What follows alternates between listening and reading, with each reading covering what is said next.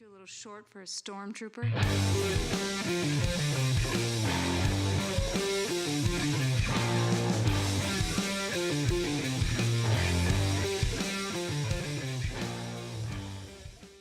Welcome to another episode of the Multiverse Report.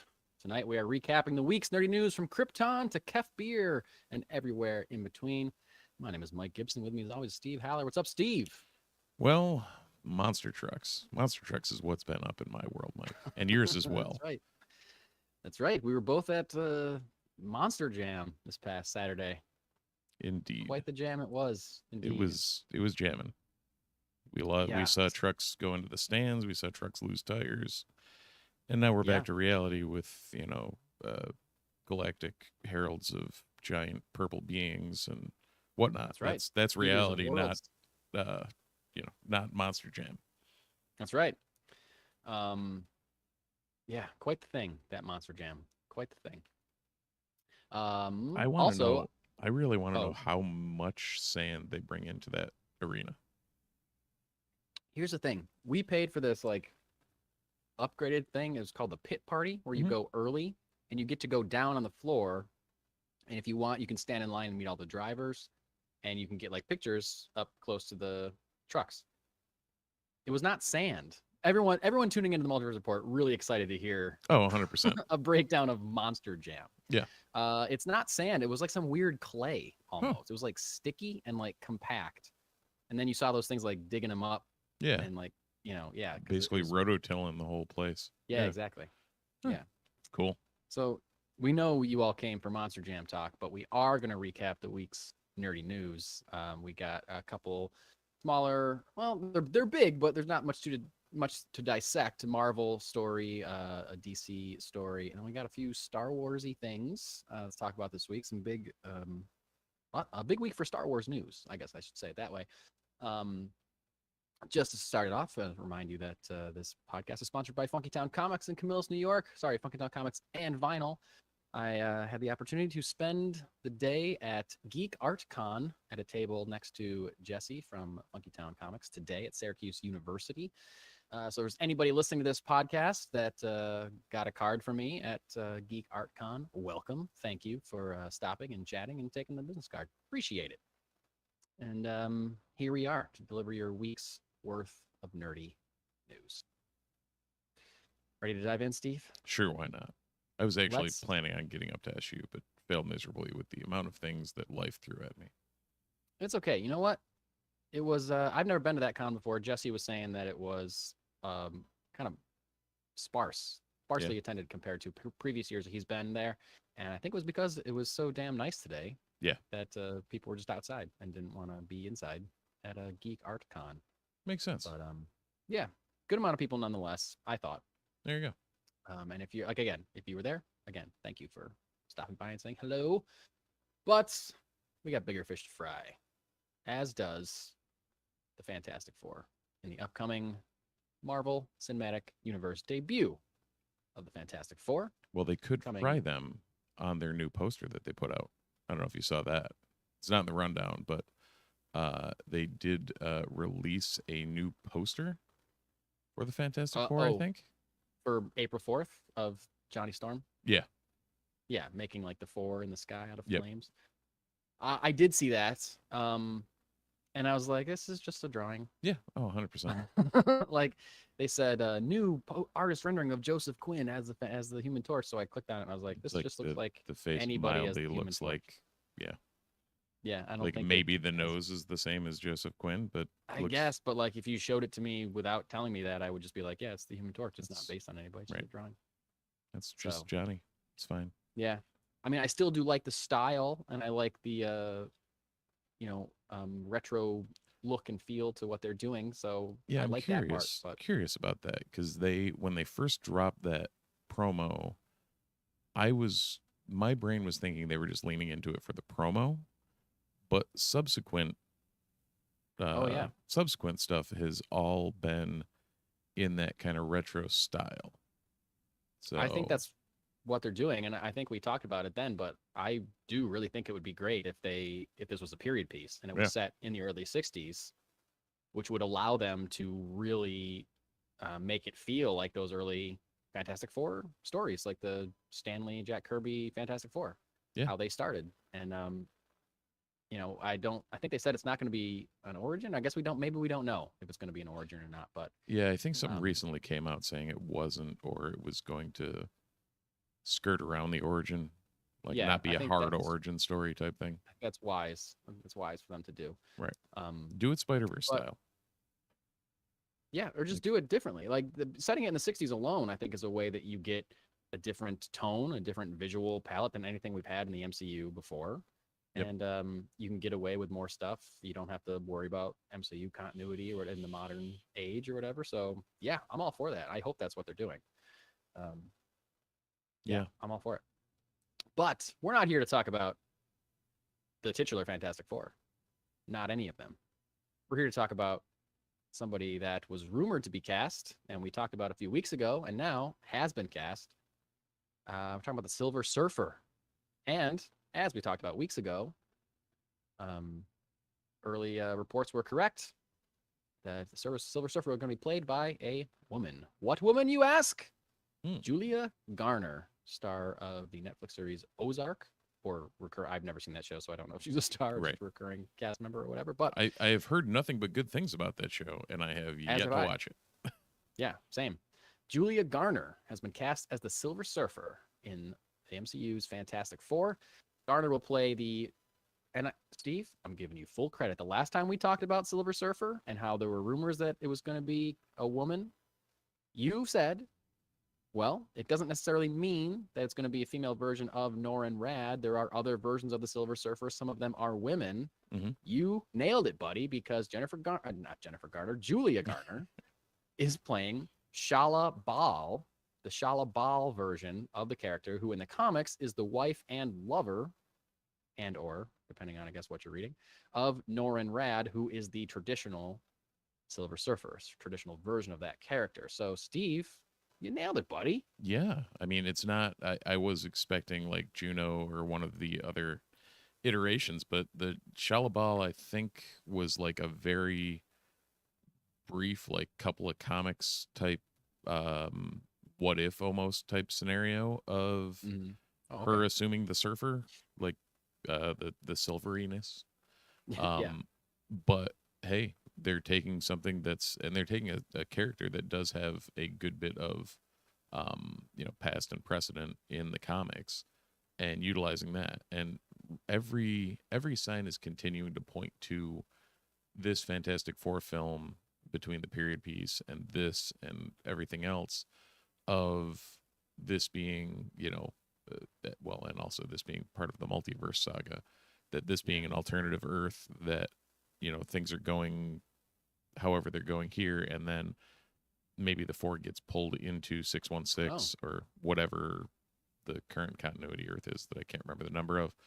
Yeah, true. But like, if you're Marvel, do you cast Norrin Rad and then like go to a new galaxy and then don't have Norrin Rad available to you? Or like, do you do this, create something unique that's an established character with a established tie to being a surfer, and then when you get to 616, if you do a surfer and Norrin's, or a surfer and Nova and like crazy cosmic story with Adam Warlock or whatever, you end up bringing Norrin Rad in.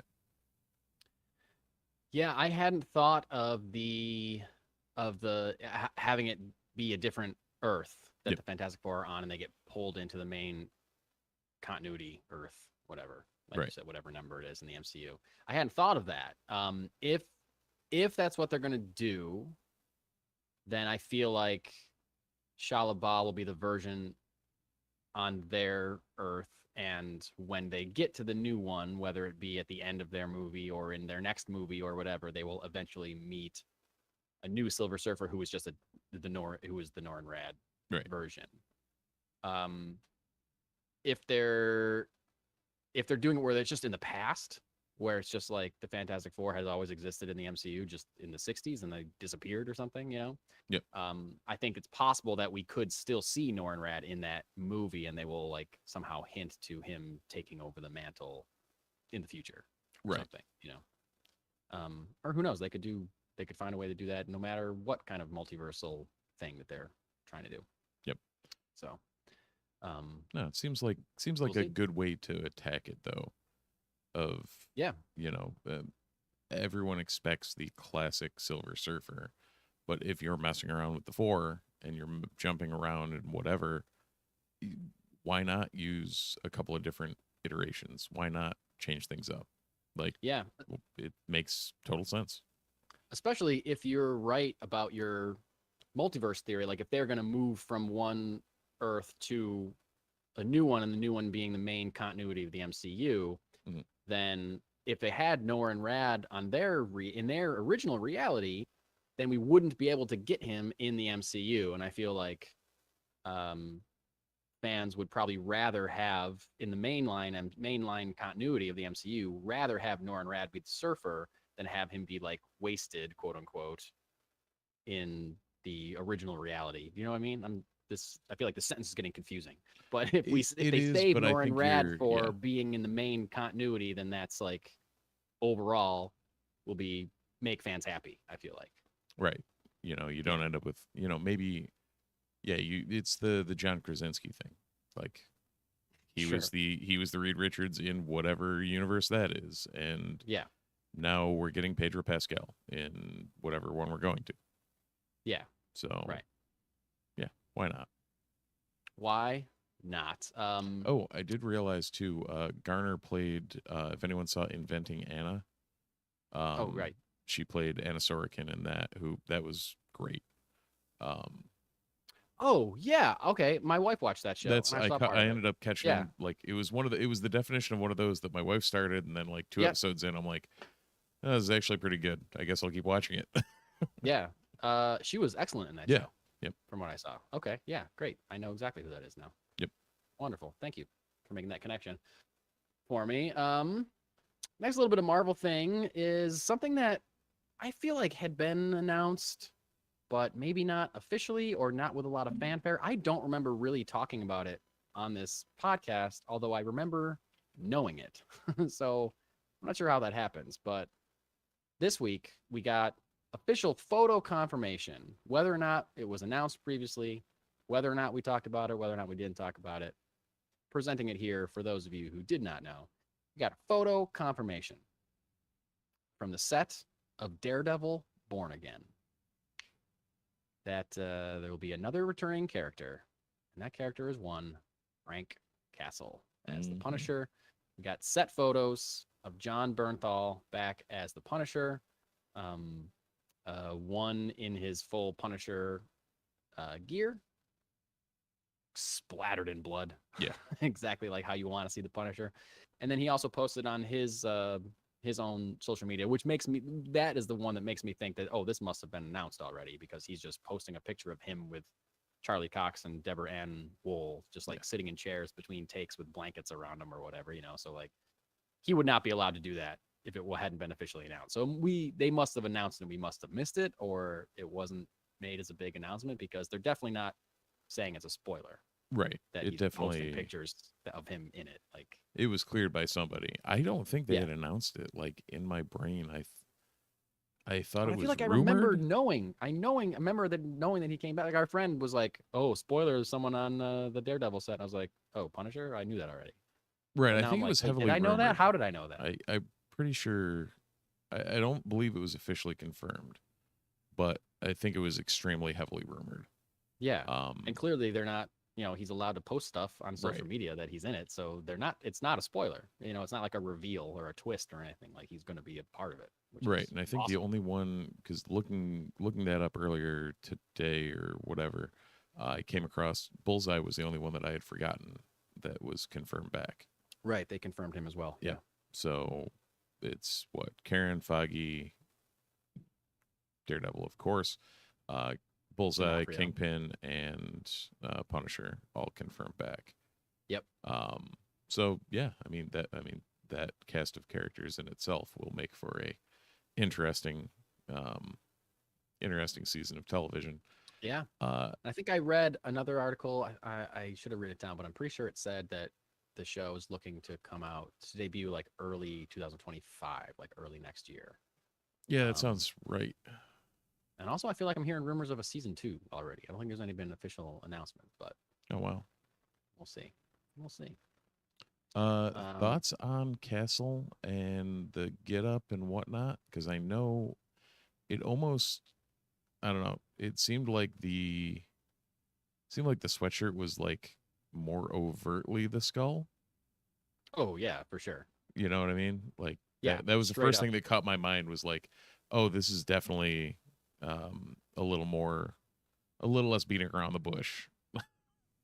Yeah, that's Although, a good point because in Daredevil and the Punisher series, I think by the end of season 1 of the Punisher, he was walking around with a skull painted on right. his chest. That's true. But it was still like a spray painted one, I think. Yeah. Like this It one was looks one like that it's a he had done. production one.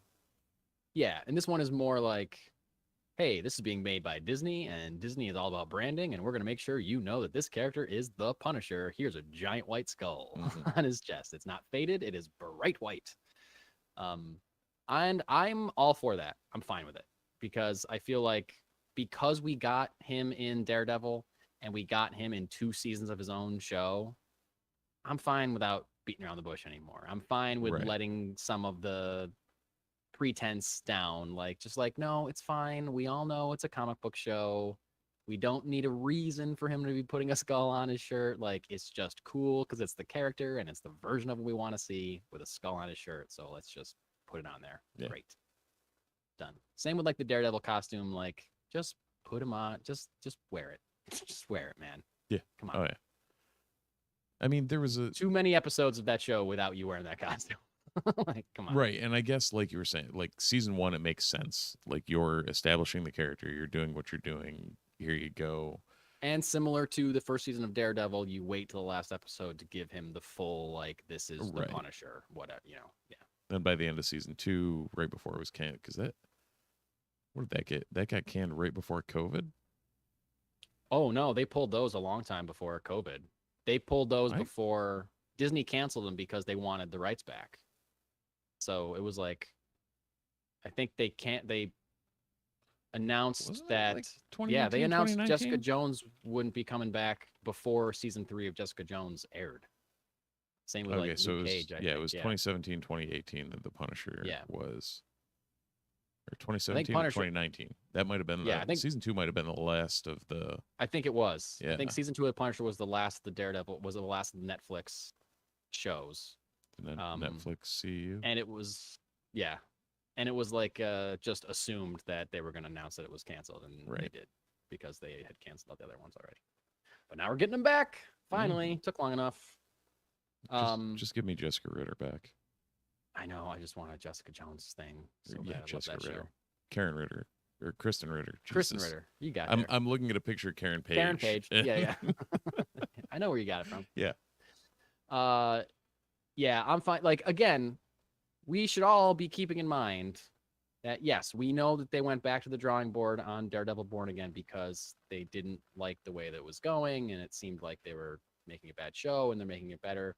Great. Yes, we know that the version of what we saw of Kingpin that we saw in Echo was better than the version of him we saw in Hawkeye. However, people, remember, this is a Disney version of this series. It is not going to be exactly like the Netflix show. We need to set our expectations lower.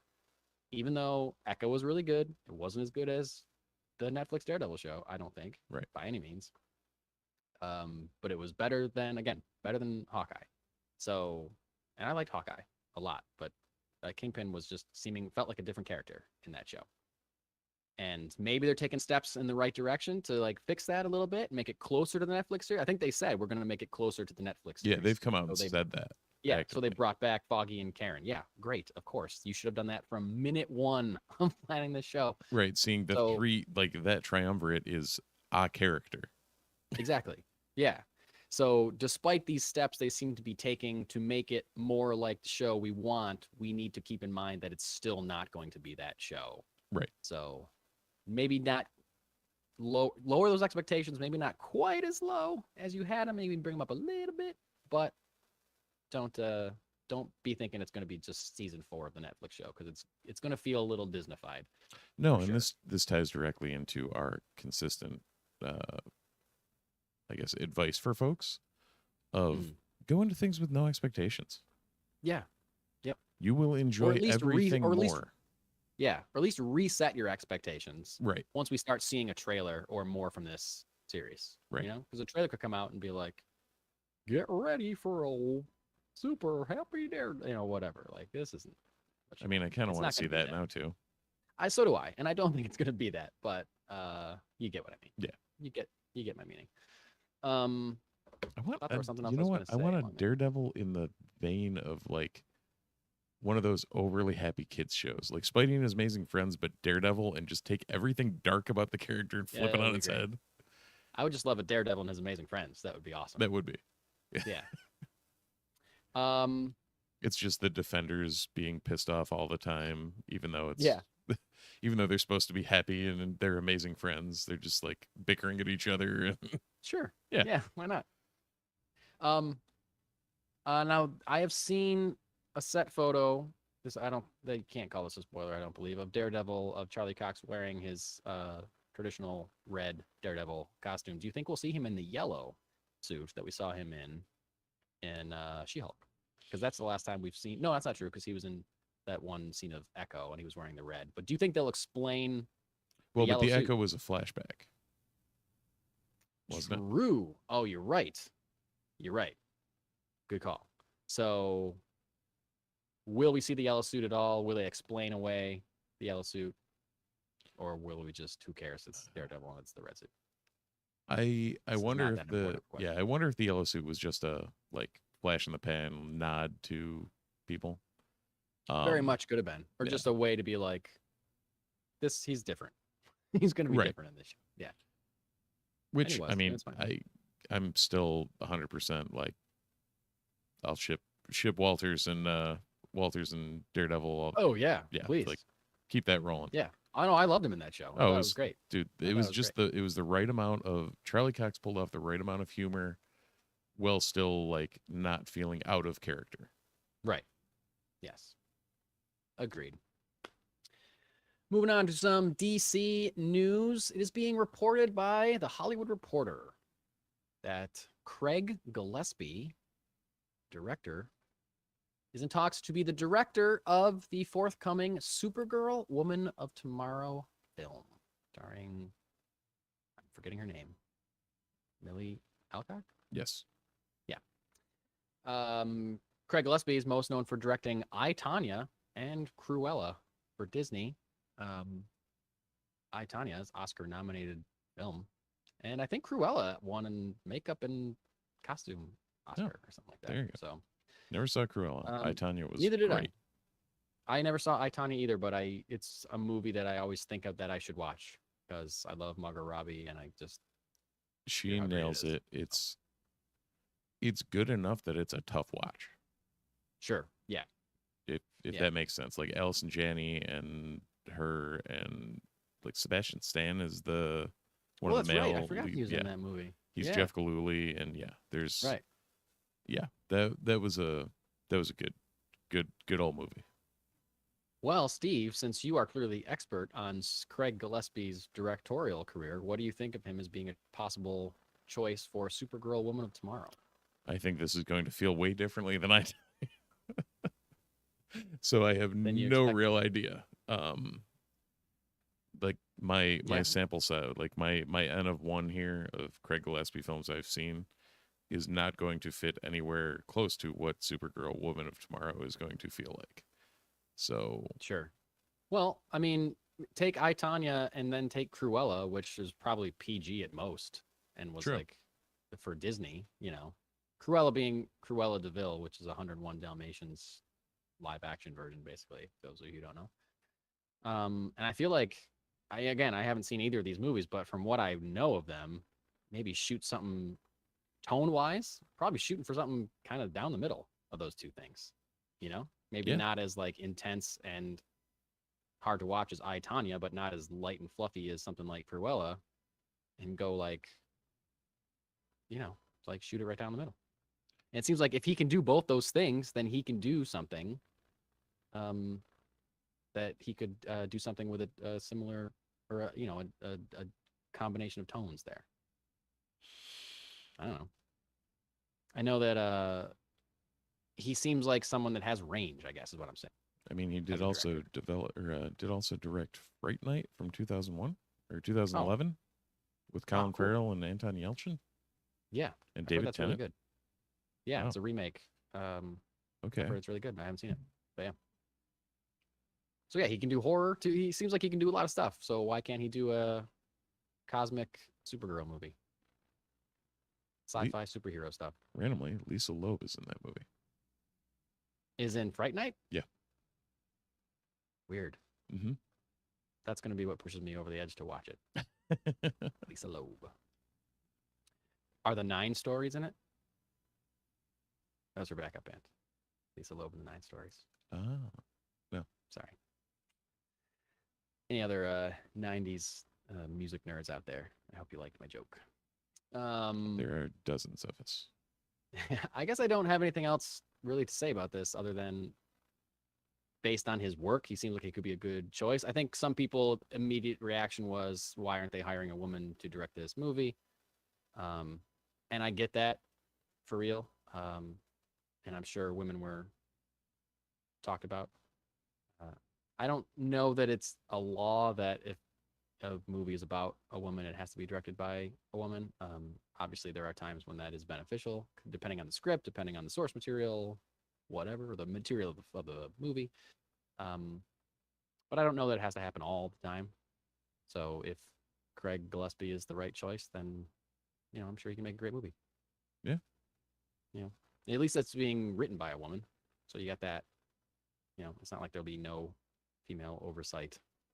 So, yeah, this is just a report, but usually when someone like the Hollywood Reporter has something like this, that it ends up being true kind of 9 times out of 10. So if there's a confirmation, we'll let you know. And until then, moving out of the DC universe and into a galaxy far, far away for a few different Star Wars nuggets of information. So I say a very all over the place. Yeah. Star Wars News Day week. Yeah. Swinging back and forth between films and live action and games and cartoons all over the place. James Mangold's currently in development Star Wars film about the origins of the Force, which was announced at Star Wars Celebration last year, being referred to as The Dawn of the Jedi. Now, that is a working title still.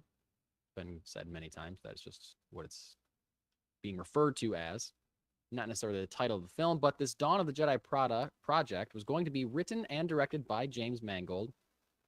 And now it's going to be co-written and directed by James Mangold. His co-writer, who's just announced this week, is a guy named Beau Willimon. Willimon is known for writing episodes of House of Cards, as well as 3 episodes of a little show called Star Wars Andor, including the episode One Way Out, which many people believe to be one of the greatest episodes of Star Wars television that has ever been made. And I believe I'm on that list of people that believe that. So One Way Out not only is the, those of you who've seen Andor, I try not to be too spoilery, but One Way Out is the jailbreak episode featuring Andy Serkis and giving an incredibly powerful speech. And then also a few moments later in that show is the same episode where Stellan Skarsgård's character, whose name is escaping me at the moment. Say it again? Luthen, that's right.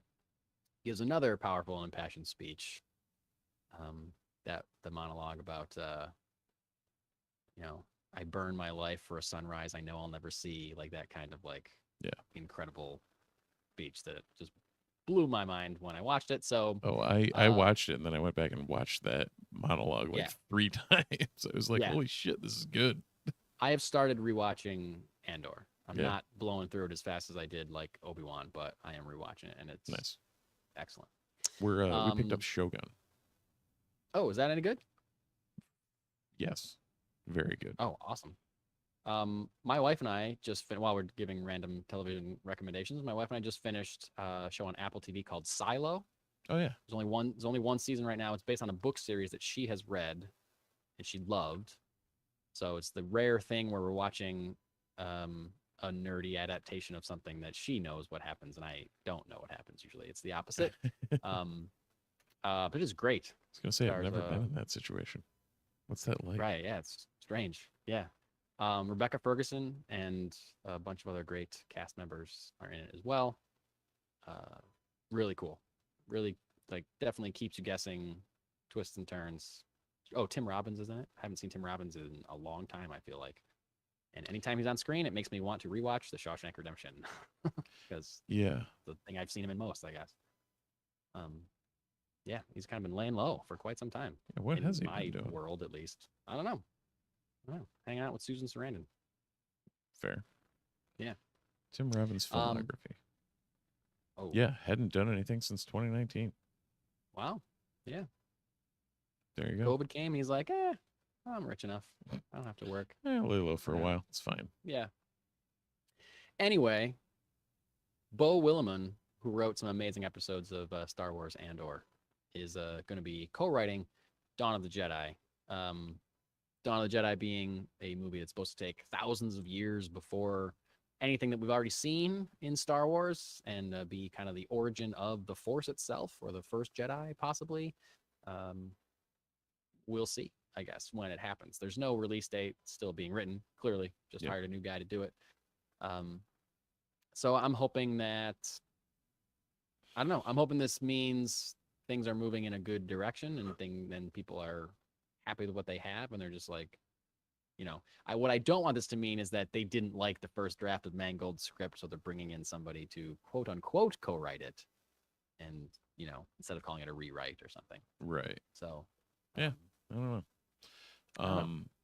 Yeah, for anyone who is nerd adjacent as well, he was the showrunner on House of Cards as well. Oh, I didn't realize he was a showrunner. I knew he wrote some episodes of it. He developed in 2012. Willimon developed House of Cards. Oh, wow. Was the showrunner on it. With David Fincher? Because Fincher was like the executive producer, I think. Produced by Meteorites Capital, David Fincher, and Spacey for all of the whateverness with Spacey. Yeah. Yeah. Let's not talk about that guy. Yeah. No one wants to talk about that guy. I had this listed a little bit later, but while we're talking about movies, I'll go ahead and mention that Dawn of the Jedi is still probably a long time away, but the next Star Wars movie that we will be getting is The Mandalorian and Grogu. Cross my fingers that that's a working title as well. Got officially dated this week. Next Star Wars movie is going to be hitting the big screen on May 22nd, 2026. Yeah, it's weird. So we got a little bit of time. I'm perfectly fine with the working title of Dawn of the Jedi being the actual title of that movie, and perfectly not fine with what seems to be the actual title of Mandalorian and Grogu not being the working title. Yeah, not a great title. But and I'm gonna go on record again saying I am not in any way excited about that movie. But didn't you say not to like really go off here because I know we never do that time easily this week. But didn't you say it's mostly because you are sick of those characters? You think they've been around too much, or is it? Yeah, I feel like it's an overexposure. But do you think you'll still feel overexposed 2 years from now when this movie comes out? It's giving you some time. Most likely, yes. I think. But don't you think you're going to see? There's no way they're not going to have them pop up in other random crap that happens. I mean, it's likely. I think that depends greatly on whether or not we get a season 4 of The Mandalorian before we get that movie. And something tells me we probably won't. I don't know. I think they're better off not giving us a season 4. So we are ready for it. And we'll get, in the meantime, we'll get season 2 of Ahsoka or whatever, whatever else. You know what I think I'm realizing my crotchety old man is on this one? What's that? Just that there's been zero character development for Grogu. Yeah, I agree with you on that. Like I think that's the thing that pisses me off the most. Yeah. Like you have a character, people love him, he does nothing. Yeah, push him forward. Right. Yeah. And they did there've been reports that Grogu was not supposed to be in season 3 of Mandalorian at all, but Lucasfilm kind of pushed them to get them back together, so they had to do it in Book of Boba Fett so that they could have a season of them together in season 3. But and that's why in season 3 Grogu's just there, because they had to suddenly insert him into the plot For no reason whatsoever. and he was just hanging out most. Like there was a couple like Mandalorian training sequences, I think, with Right. him. But like but it that was almost kind of feels like that season of television would have been better without him. Without agree. having to shoehorn all these things into the plot. Yeah, because it was planned without him. Right. But I think this, we don't know what this movie's about, but I would love for a big portion of it to be Grogu focused, either in pushing him forward as a character or with his powers or with what we learn about him. Can this be the time that we'll finally learn the name of his species or where that species is from? Yeah, I think Lucas is going to die on that hill. I think so too. I think there was rumor But that when was he actually does part die, of the... when he does die on that hill, we'll find out like a week later. Yeah, 100%. As soon as they are legally allowed to say something, they're going to. Yeah, and that's also when we'll get HD releases of the original trilogy before all the special edition stuff. Yeah. I feel like. Anyway, you were about to say that, yeah, George Lucas has mandated that no one will ever find out more about Yoda, Right. or his species, or where they come from. So Which, okay, cool. I kind of like it. I don't hate it. I've don't- never... That's one of the... It's one of those mysteries of Star Wars that I've never been against. It's like... I don't need to know. No. It's a perfect example of why sometimes when you do prequels or when you do origin stories, they're just not interesting because Right. it doesn't matter. We already know the character as they are. I don't know how they got there. I Well, want to see what they do. And that's what forward. I thought Solo was going to be, and then they actually turned it into a good movie. I think so. You and I think so. Right. Not everybody thinks so. I feel like if most people went back to watch it at this point, they would Oh yeah, probably agree, or that's what happened to me. be closer to agreeing. That's what happened to me. Speaking of things I will watch multiple times, we got an announcement about Tales of the Jedi Season 2. But guess what, folks? We're not getting us Tales of the Jedi Season 2. I can hear your outrage. What? They told us Season 2 was coming. Well, it technically, I guess it's Season 2 of Tales of the Jedi, but it's also Season 1 of Tales of the Empire. Wow. Cool. Switcheroo. Tales of the Empire. We got a surprise trailer drop for the new series, which we all thought was just going to be Tales of the Jedi Season 2, because that's what they told us it was going to be. Right. Liars.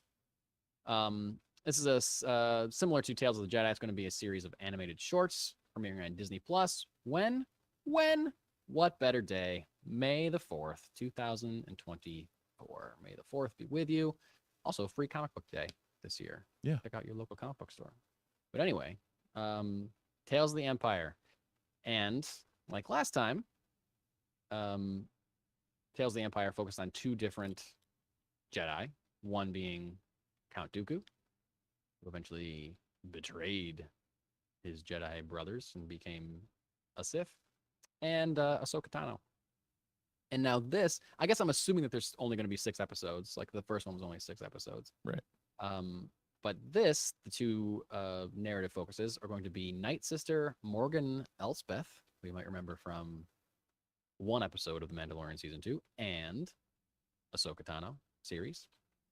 And so it's going to focus on her and fallen Jedi Barriss Offee.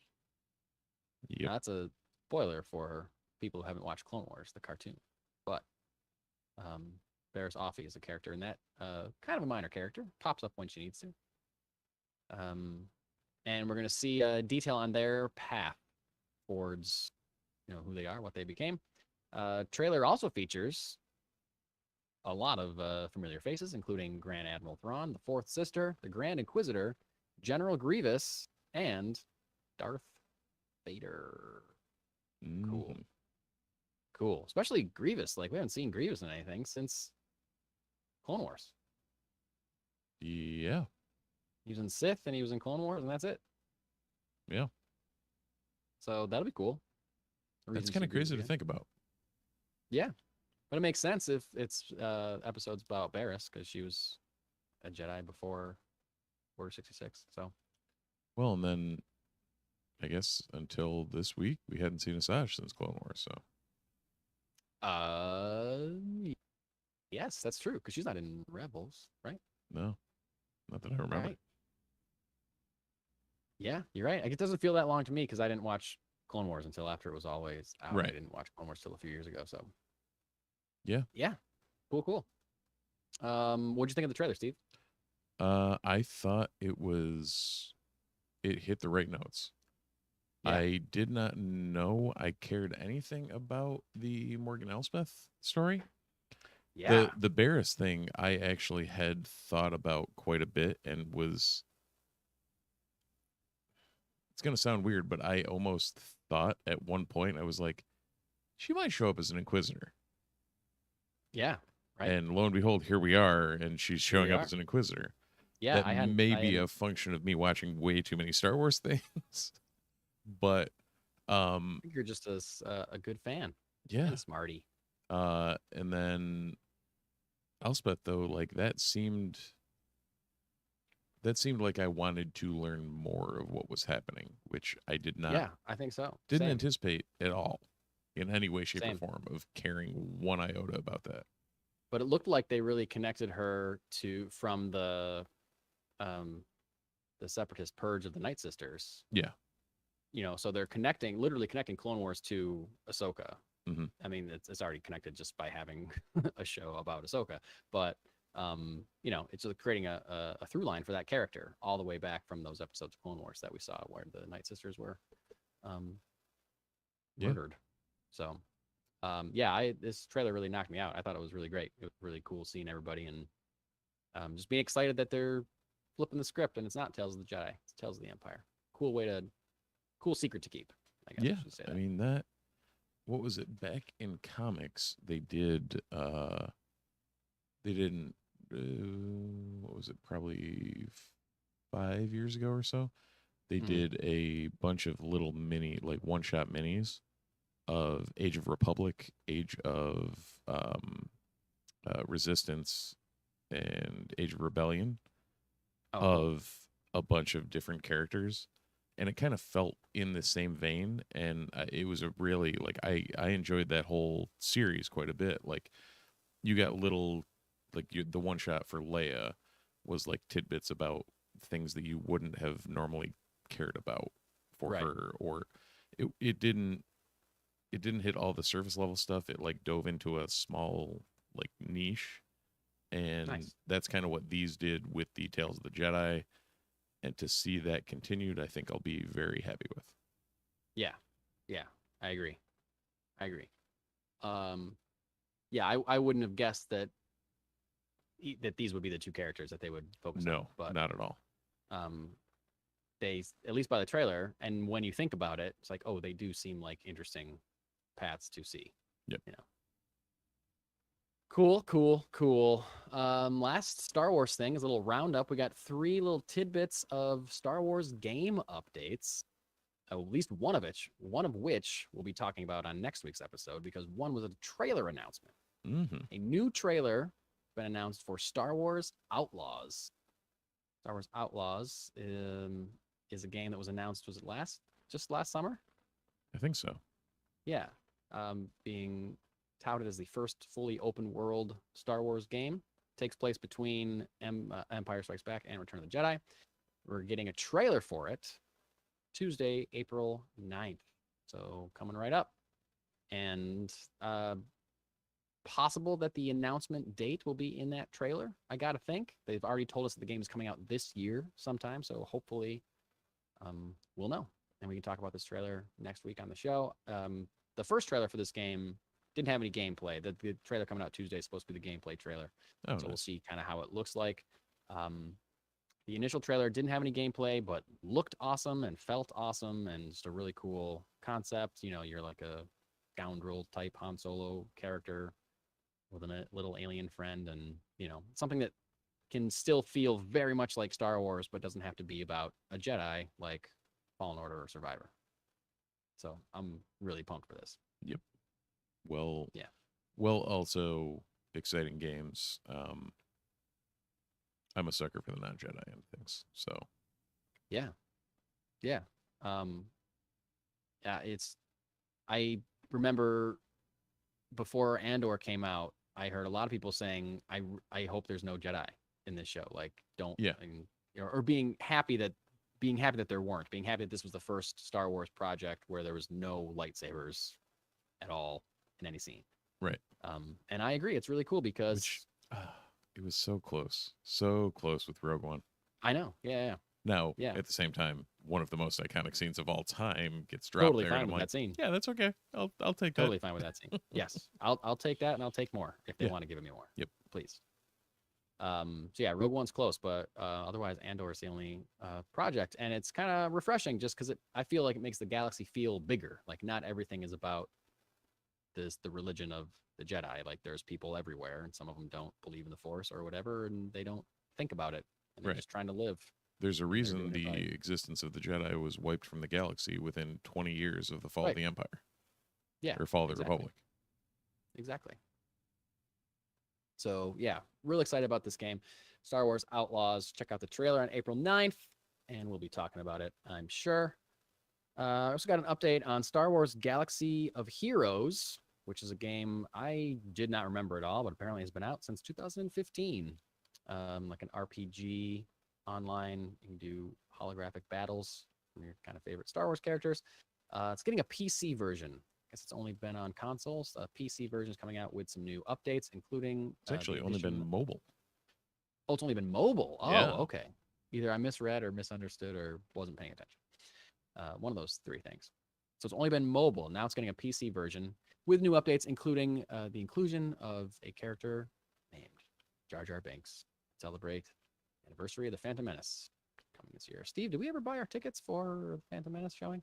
I was actually thinking about that yesterday and forgot I to don't text think you. we talked about it with some friends, and then I don't think anyone ever pulled the trigger. So we should reignite that conversation. Definitely fire that one up. I got a tangent real quick. Yeah. All right. So this podcast that I've been listening to is called I Was There Too. It's an older podcast. It checks it's out. Yeah, but it checks out. Just A+ joke, Steve.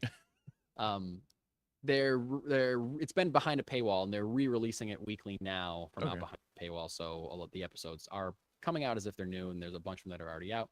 I've mentioned it to you before, Steve. It's a show where a guy named Matt Gorley hosts it, Yep. and he interviews actors that had small roles in big films. Mhm.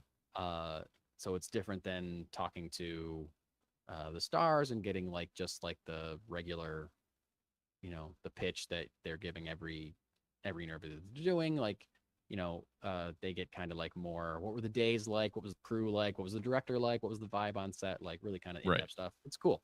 There's a lot of Star Wars episodes as well. Like he talks to the guy that plays the stormtrooper that says, "These aren't the droids we're looking for. Move along, like that guy." Yeah. Or the original voice of the Emperor in Empire Strikes Back before they replaced him with Ian McDermott. Like just people that have weird insight. I listened to an episode this past weekend, an interview with Ahmed Best, played Jar Jar Oh. Binks, and it was really That's cool to awesome. hear all about his audition process. Where he was offered the role before he knew any details about the character he was playing at all, like the secrecy, how hard it was to, like, he didn't even understand what the technology was because it didn't exist yet. Like he's Right. wearing a suit with tennis balls on it and being like, I don't know what I'm supposed to do. Just like I have to weird act stuff. goofy in this weird black suit with tennis balls Yeah. on me. Like, what's Yeah. going on? Right. So all the Jar Jar stuff is cool, but he also tells a story about how apparently he was very involved in choreographing the Yoda lightsaber fight and coming up with really? how Yoda would fight with a lightsaber. Because I Huh. guess he was just talking to like one of the animators, and he had read the script where that scene was going to happen, and he asked the animator, "What's that going to be like, or whatever?" And he's like, "Oh, we have no idea. We haven't gotten there yet. I don't even know how to talk Right. about it. Like I'm stressed out about it." And he had some And he goes, ideas. "Oh." And Yeah, he's like, "Can I pitch you something?" And he goes, "Yes, please." Listen to the Yeah. podcast. I'm telling this story like, like it's mine. It's not mine. And so like he like showed the guy some like Jet Li movies or some like other kung fu like movies or anime, Japanese anime stuff that he's been into. Yep. And apparently the original idea, which would have been cool. Like I like the Yoda lightsaber fight a lot. A lot of people do. It's great. I cheered in the theater when it happened. Mm-hmm. Probably my favorite part of that movie.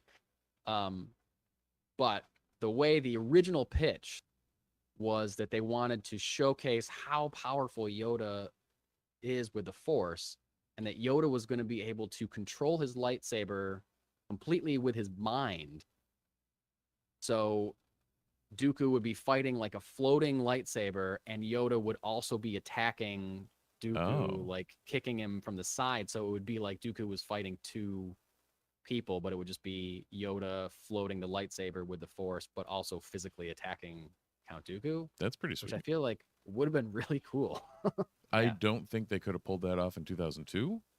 Yeah, but right. Or at least pulled it off and made it hold up at this point. But Yeah. also, like, if they just swung for the fences on that, that would have been awesome. I mean, that's what the original animators pitched, but Lucas is the one that said no, he wants Yoda to be holding the lightsaber, which I get too. Like, you want to see him hold the lightsaber. That's cool. So they got the little, if nothing else, he's got to use the Force to flip it awkwardly out of his belt. Yeah.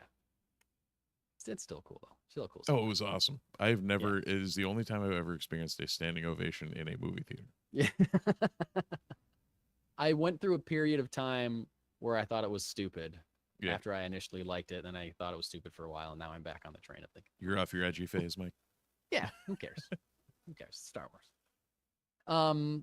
Last little bit of news. I feel like we keep hearing Ahmed Best. Not only Jar Jar Binks, for the record, also Keller and Beck. Yes, he mentions, not specifically, but he does mention how he does voices on other voices on. Oh no, he was in live action. Oh, you're right. Sorry, I'm thinking of somebody else. But yes, in Mandalorian. No, Ahsoka. No. Yeah, in Ahsoka. What did that happen in? Was it Ahsoka? No, it was Mandalorian. No, it was season Mandalorian season 3. Yeah. Yeah. Yeah, you're right. I forgot what character you were referencing, but yeah, super cool, super duper cool. Last little bit of Star Wars game news. The CEO of Saber Interactive has come out and again said that the Knights of the Old Republic remake is still, quote, alive and well. So this is something that is still good to hear, I feel like, because it was rocky there for a while. Yeah. People come out and said that it was completely dead, and then they sold part of the company or whatever. And so whoever owns it now is back on working on it. And that makes me happy. I was going to say something near and dear to Mike's heart, since he hasn't played it yet. And Yeah. I tout it continually as one of the best games I've ever played. Star Wars or otherwise. I constantly hear that's the best Star Wars game ever made, specifically. Oh, hands down. Yeah. You got a comic to review? I don't. Oh, you don't? Do you? I do. Oh, I stopped by the shop, Funky Town Comics and Vinyl, for anyone listening that missed us on the initial hit, but our good friends over there usually give us a comic to review. They did not get me this week because Jesse had to run out of the shop. So I got a nice 20-minute talk with Jeff, but he had no idea what Jesse wanted me to review. No problem. I am reviewing a book from Image Comics, written and illustrated by a person named Derek Kirk Kim, and it is called The Last Mermaid. And it's in this squarish kind of style of a book. Not quite prestige, but not quite. Yeah, shorter than a prestige book, but not quite, fully squared off. The Last Mermaid. It's cool for sure. It's very dialogue light. There's not a lot of talking going on. There's two characters. One of them doesn't speak. But it sets up a cool world and a cool idea where the Last Mermaid isn't a mermaid in the ocean.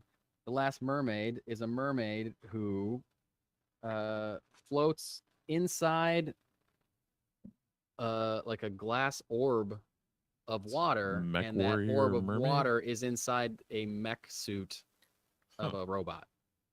And Okay. she's in there with a little axolotl is her friend.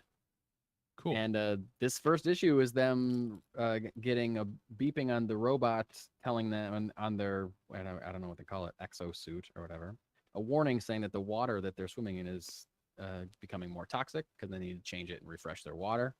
And they're looking for water in the desert, seemingly a post-apocalyptic desert wasteland of some kind. And that's what this book is. And that's the entire book. Again, very little dialogue in a way that I enjoyed quite a bit. Because the art is pretty unique as well. It's cool. Like you can tell it's digital, but it kind of looks painted at the same time. Yeah, just some cool stuff. And it's like I said, it's one story, but it's told in a way that I felt was exciting and made me want to keep turning the page. Leaves you on a bit of a cliffhanger, which is good because like so little happens in the book that if it was just a tied up neat little bow at the end of the story, I feel like why would you buy the second one? But they build a world.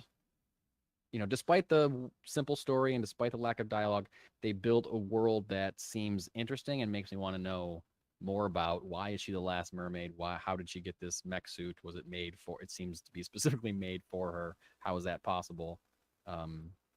Is she going to be able to find the water in time?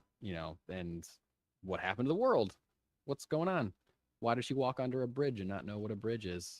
So it's cool. I think issue 2 might be already out and already. Yeah, I think it came out this week.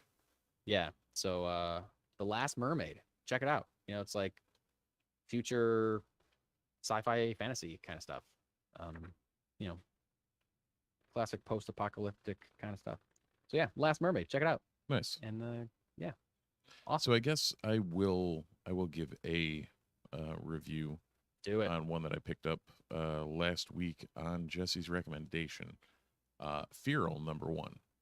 Oh yeah, I've heard of that. Yeah. What'd you think? It seemed like good jumping off point. Set up well. It's the creators of Stray Dogs. For anyone who is listening and read that series, I believe it was it Tony Fleeks. Let me scroll. Yep, Tony Fleeks and Tone Rodriguez and Trish Forstner on art. It was it's funny because they have all the I was looking down through all the retailer exclusive covers and whatnot, and they're all homages to classic horror, and it's nice. I wish I was working on setting up a screen share just to show you stuff like this, but there's the Feral Cat Project, and there's one that looks like It and Nightmare on Elm Street and nice. stuff like that. 28 Days Later, because it's actually a relatively 28 Days Later-ish type tale. If you want to grab the second printing, it is a Halloween homage. Oh, okay. Awesome. So the second printing of the A cover is a Halloween homage. But the whole premise is basically these cats were picked up by, it's 3 cats that knew each other, but they were picked up by the animal control. But the truck breaks down, falls over, accident, whatever, and they're in the wild now. Huh. Oh, cool. But also, while they're going feral, they're seeing all these animals act crazy, and apparently there's a rabies outbreak. Oh.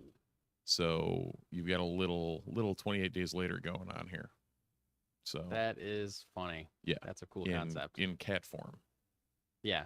So if you liked, Beneath the Trees Where Nobody Sees, or oh god, what was the other anthropomorphic animal one recently that was horror? Oh, yeah, I don't remember. It might just be Beneath the Trees, but yeah. Oh yeah, you know what I was thinking was Dwellings, because it's kind of that. It kind of tries to take a light art with the serious tone, type thing. But they're human beings, yeah. Right. So yeah. Somewhere between Dwellings and Beneath the Trees, and it was a good jumping on point. I wouldn't give it an A+ yet, just because it's like it's a issue 1 that's way too early on anything, but it's probably a solid grab. Nice. And I know they've got a couple down there, so awesome. Cool. Cool. You want to give a quick update on your 1,000 comics in 2024 goal? You read at least one. You read I did. Feral. Over the last week, I'm trying to think of where I left off. I left off on Duke. So I've started to reread the House of M saga, Okay. including all Oh. of the. So I did House of M 1, 2, 3, and then House of M, Fantastic Four, Spider-Man, Iron Man #1s. On Unlimited, they have a nice reading guide that I can follow along with. So Yeah. that comes in handy. Nice. There you go. Caught up on Incredible Hulk, stayed up on all my X-Men-ness, which is really, really hitting its stride. It's weird that the fall of this whole era Has is been the best part that's like run. really. It was like the beginning and the end have been awesome, and the middle was a little muddy and weird. Yeah. But this fall of X has just been they're hitting it. The Avengers are brought in on it.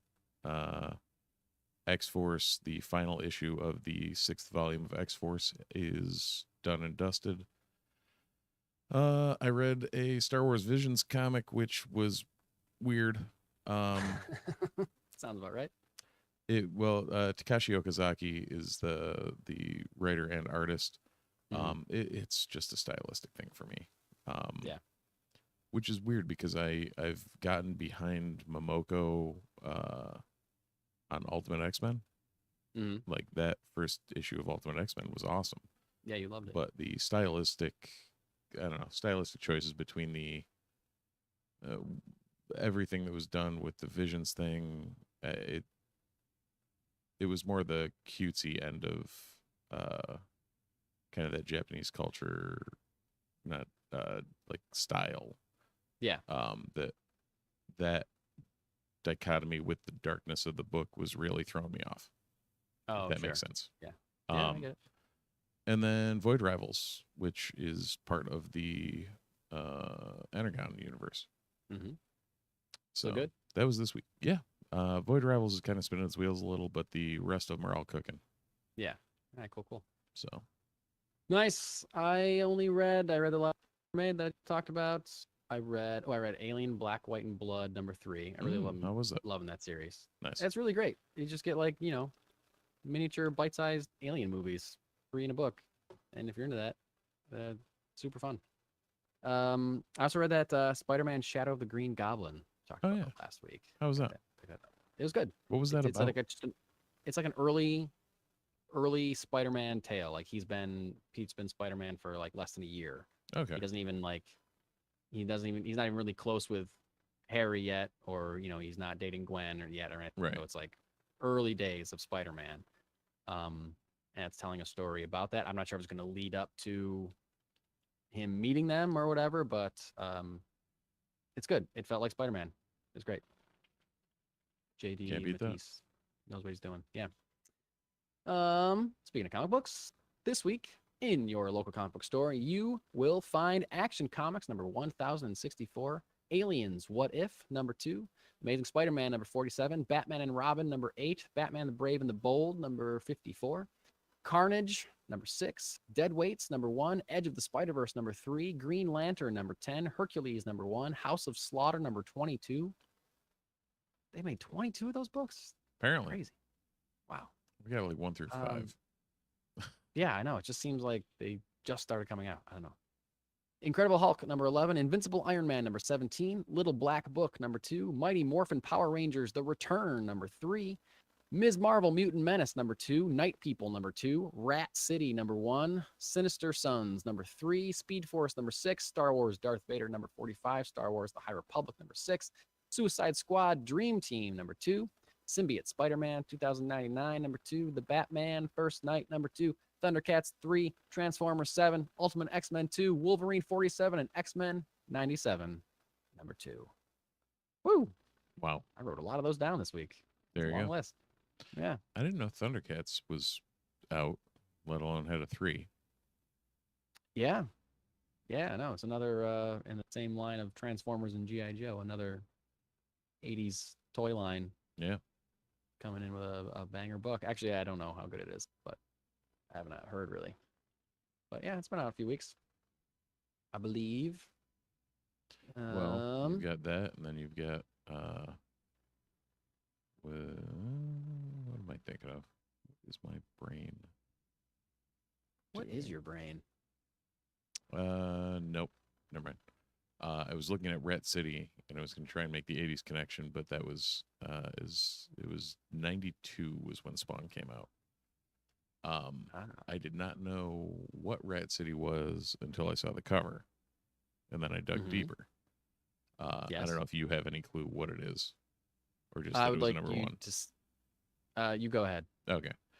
So it's effectively a future cybernetic spawn that becomes a hellspawn because of like his amputated leg going weird on him, from what I can gather. Okay. So yeah, it's a new take on a future spawn. Wow. Cool. Yeah. That's not what I thought it was, because I'm just realizing right now that I have read a book called New Rat City that I got from Kickstarter, an independent creator whose name I wish I could think of right now. It's escaping me. But she was a really good writer. She did two oversized books, New Rat City 1 and 2, about, it was like a post-apocalyptic world where vermin and rodents are enormous. Oh yeah, you were telling me like about one woman that has to like stop them or whatever. It was cool. And for some reason I saw Rat City and I was just like, oh, she must have gotten picked up. That's awesome. that. So I just threw it on there without doing any research whatsoever. That's how I roll. She did get picked up by Scout Comics, and it is Honor Vincent. Honor Vincent, that's her name. Yep. And art by George Quadros. Yep. They're so good books, also people. futuristic, because that's set in 2083. Yeah. But slightly different. Yep. Unless she's maybe magically it's, writing a bunch of Spawn-esque things. or it's just all part of the Rat verse, Rat City verse, that they'll connect in a third series. Cool. Whoa. Oh, I said series and my phone thought I was talking to it. It was turned on. Funny. All right, we got one shot for you tonight, and that is Joker related movie we talked about last week, Joker Folie à Deux. It has officially been rated, and that rating is no surprise, R. It's being rated R for strong violence, language throughout, sexuality, and brief nudity. Also, we got the first poster. Sorry, brief full nudity. Did I specify that? Oh. Weird that I feel like it's weird that they specified it, but anyway. We also got a first poster this week that looked not great. But we also got another trailer announcement. Trailer is coming out April 9th. So 2 days after we get the new Star Wars Outlaw trailer. Or what? What trailer was coming out on the 7th? 9th is Outlaw, yeah. Okay. Oh, same day. Perfect. Cool. I thought the poster just looked like it was like bad Photoshop to me. But who am I? Who am I to judge a poster? I mean, I'm still on the just phoning this entire movie in. Yeah? It's, I don't know. I can't tell the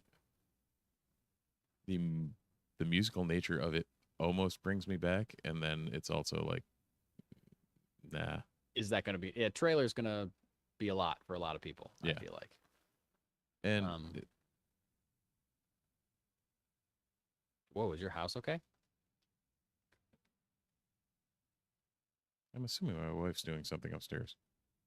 Steve is hearing some noises and darting his head all over his room in a way that's kind of starting to freak me out. Yeah, it's got to be Lisa. Okay. All right. Let's pretend that it is, but either way, let's wrap this up. So yeah. If you need to stop a home invasion, you can go do that. I mean, it's that or my dog is like eating the table. So I think one way or another, I'll be fine. Okay. One way or the other. We should probably wrap it up. Fair enough. So if we're wrapping it up, you should go over and leave us a review on Apple Podcasts. Leave us some comments on, like, and subscribe to us on YouTube. Subscribe to us via whatever podcatcher you feel like using, because we're not partial. Just leave us a review on Apple Podcasts. I don't care where you listen to us. Just just give us the reviews there, please. Right. And if you do and you leave a recipe, we'll eat it. We still haven't We sure will. gotten one Well, successful. Not just eat it, we'll eat it while we're doing the podcast. So you can hear us eat the thing you told us to make. And we'll make, you don't have to make it for us. Yeah, it's true. Like, we're doing all the work here, people. Just saying, pretty easy on your end. You tell us what to make, we'll make it, and we'll eat it. You don't have to do either thing. Yep. So, other than that, check us out, themultiverseport.com, on all the socials, the Multiverse Report. Other than that, I don't know if I got anything. That's all I have as well. Cool. So, until next time, thanks for watching, thanks for listening, and we'll see you in the multiverse.